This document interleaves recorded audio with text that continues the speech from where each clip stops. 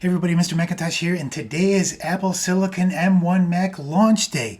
And ooh, I got a little small problem that a couple of brand new users are getting if they try to install macOS before they update. I'm going to go over the issue quickly and then show you what you're going to need to do if you're in this situation. Let's get started. Let's go over the details of this issue. How would you ever find yourself getting this error on your new Apple Silicon Mac, whether it's the Mac Mini, the new MacBook Pro 13-inch, or the MacBook Air Apple Silicon M1? The only way to get this error is if you just got your Mac in and you decided that you wanted to reinstall macOS, whether it's from macOS Recovery or booting to a USB Big Sur installer.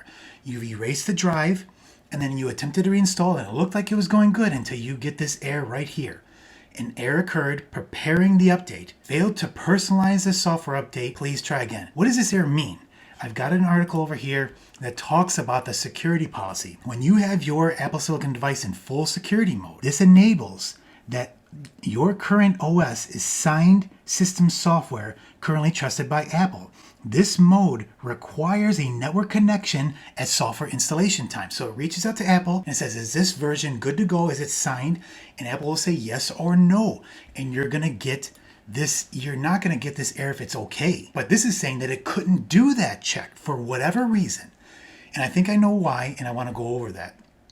I think it's the specific, and again, this is a working theory. I'm going to be able to prove this out very soon once my Apple Silicon Mac arrives, that it's the specific build version that the Mac Apple Silicons were shipped with, which is 11.0 20A2411. Now keep in mind, that's why I put this part in there. This build was somewhere between beta 10 and 11.0.1. So it's not even being shipped with any version 11.0.1. If you boot your Apple Silicon Mac up fresh from the factory and then walk through the setup assistant, your version will be 20A2411, 11.0. Now, if you do a software update, you're going to get 11.01, 20B29 as an update to install. Now, anybody that installs that update will just go and install it. And now they're on the latest version of macOS Big Sur. But there's a couple people who didn't do that yet.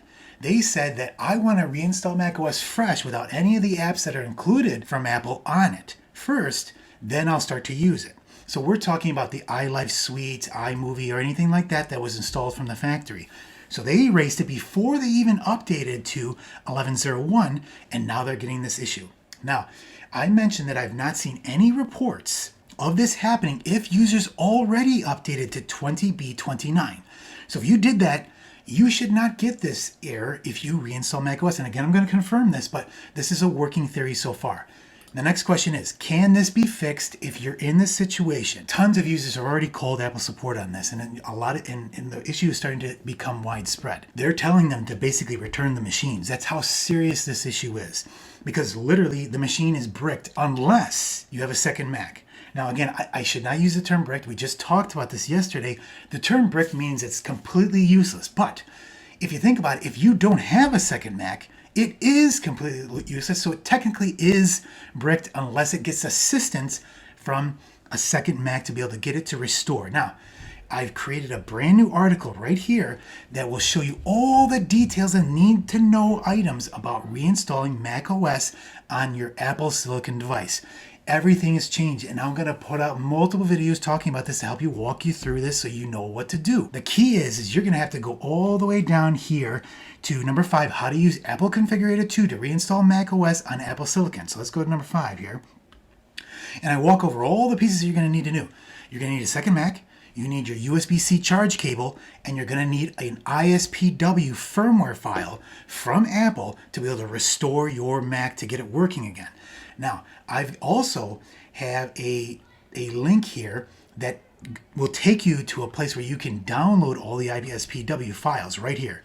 So I'll show you that link right here, because right now the restore is not working, and I'm going to keep checking on that. You're supposed to use Apple Configurator 2 to reinstall macOS, and it does it automatically. Just like your iPhone or iPad, it'll automatically download the ISPW firmware file that you need to fix and restore your Mac. That's not working yet, and it's not ready.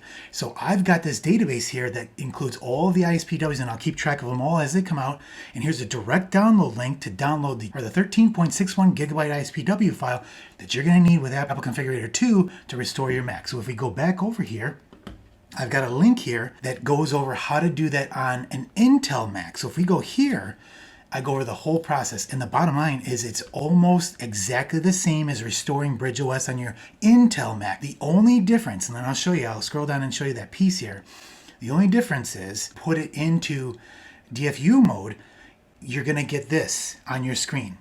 And you're supposed to go to the menu bar and click restore, and that'll erase your hard drive, all the data on it, and then it should download macOS from Apple, but that's not working yet. So you're going to have to drag that ISPW file from your downloads folder right onto here, and I'll say, do you want to restore macOS on your Apple Silicon device? You click restore, it copies the entire thing over, and it's done in 10 minutes, and your Mac Mini or Air or Pro 13-inch Apple Silicon device is restored. That's it. I wanted to go over that quickly for you. I hope that will fix you if you're finding this video and you have that issue and you want to just use your new Apple Silicon Mac. You don't have to return it to the store. Hopefully you have a second Mac that you can perform these steps to do, and I wish you good luck, and maybe I'll post an update video when I got more information. If this video created value for you, make sure you click on that subscribe button. I would really appreciate it, and we'll catch you in the next video.